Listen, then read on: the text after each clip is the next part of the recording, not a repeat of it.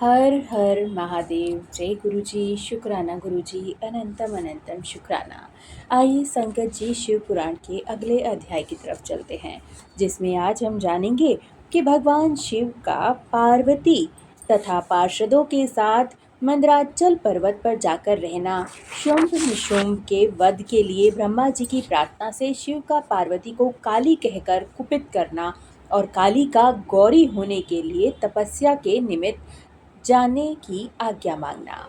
वायु देवता कहते हैं, इस प्रकार महादेव जी से ही सनातन पराशक्ति को पाकर प्रजापति ब्रह्मा मैथुनी सृष्टि करने की इच्छा लेकर स्वयं भी आधे शरीर से अद्भुत नारी के से शरीर में उत्पन्न हो गए और आधे शरीर से पुरुष हो गए। आधे शरीर से जो नारी उत्पन्न हुई थी वह उनसे शतरूपा ही प्रकट हुई थी। ब्रह्मा जी ने अपने आधे पुरुष शरीर से विराट को उत्पन्न किया। वे विराट पुरुष ही स्वायंभुव मनु कहलाते हैं। देवी शतरूपा ने अत्यंत दुष्कर तपस्या करके उद्दीपित यश वाले मनु को ही पति रूप में प्राप्त किया। इसके पश्चात मनु के वंश तथा दक्ष यज्ञ विध्वंस आदि के प्रसंग सुनाकर वायु देवता ने यह बताया कि भगवान शंकर ने दक्ष तथा देवताओं के अपराध की क्षमा कर दिए हैं।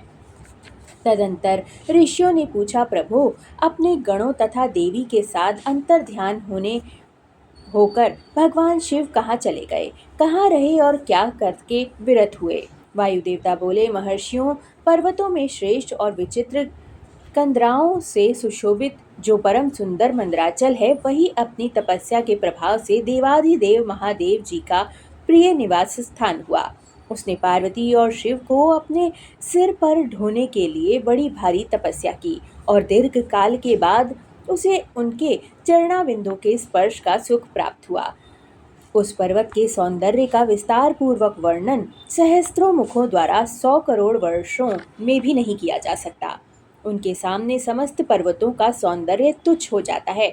इसलिए महादेव जी ने देवी का प्रिय करने की इच्छा से उस अत्यंत रमणीय पर्वत को अपना अंतपुर बना लिया। इस सर्वश्रेष्ठ पर्वत का स्मरण करके रैम्य आश्रम के समीप स्थित हुए। अंबिका सहित भगवान त्रिलोचन वहां से अंतर्ध्यान होकर चले गए। मंदराचल के उद्यान से पहुंचकर देवी सहित महेश्वर वहां की रमणीय और दिव्य अंतपुर की भूमियों में रमण करने लगे। जब इस तरह कुछ समय व्यतीत हो गया, ब्रह्मा जी की मैथुनी सृष्टि के द्वारा जब प्रजाएं बढ़ने लगी, तब शुंभ और निशुंभ नामक दो दैत्य भी उत्पन्न हुए। वे परस्पर भाई थे। उनके तपोबल से प्रभावित हो परमेष्ठी ब्रह्मा ने उन दोनों भाइयों को यह वर दे दिया कि इस जगत के किसी भी पुरुष से तुम मारे नहीं जा सकोगे। उन दोनों ने ब्रह्मा जी से यह प्रार्थना की कि पार्वती देवी के अंश से उत्पन्न होकर जो अयोनिजा कन्या उत्पन्न हो, जिसे पुरुष का स्पर्श तथा रति नहीं हुई हो तथा जो अलंघ्य पराक्रम से संपन्न हो, उसके प्रति काम भाव से पीड़ित होने पर हम युद्ध में उसी के हाथों मारे जाएं। उनकी इस प्रार्थना पर ब्रह्मा जी ने तथास्तु कहकर स्वीकृति भी दे दी। तभी से युद्ध में इंद्र आदि देवताओं को जीतकर उन दोनों ने जगत को अनीति पूर्वक वेदों के स्वाध्याय और वष्टकार यज्ञ आदि से रहित कर दिया। तब ब्रह्मा ने उन दोनों के वध के लिए देवेश्वर शिव से प्रार्थना की कि प्रभु आप एकांत में देवी की निंदा करके भी जैसे तैसे उन्हें क्रोध दिलाइए और उनके रूप रंग की निंदा से उत्पन्न हुई काम भाव से रहित कुमारी स्वरूपा शक्ति को निशुंभ और शुंभ के वध के लिए देवताओं को अर्पित कीजिए। ब्रह्मा जी के इस तरह प्रार्थना करने पर भगवान नील लोहित रुद्र एकांत में पार्वती की निंदा सी करते हुए मुस्कुरा कर बोले कि तुम तो काली हो। तब सुंदर वर्ण वाली देवी पार्वती अपने श्याम वर्ण के कारण आपेक्ष सुनकर कुपित हो उठी और पति देव से मुस्कुराकर समाधान रहित वाणी के द्वारा बोली। देवी ने कहा, प्रभु यदि मेरे इस काले रंग पर आपका प्रेम नहीं है तो इतने दीर्घ काल से अपनी शिक्षा का आप दमन क्यों कर रहे हैं। कोई स्त्री कितनी ही सर्वांग सुंदरी क्यों ना हो, यदि पति का उस पर अनुराग नहीं हुआ तो अन्य समस्त गुणों के साथ ही उसका जन्म लेना व्यर्थ हो जाता है। स्त्रियों की यह सृष्टि ही पति के भोग का प्रधान अंग है। यदि वह उससे वंचित हो गई तो इसका और कहाँ उपयोग हो सकता है। इसलिए आपने एकांत में जिसकी निंदा की है उस वर्ण को त्याग कर अब मैं दूसरा वर्ण ग्रहण करूंगी अथवा स्वयं ही मिट जाऊंगी।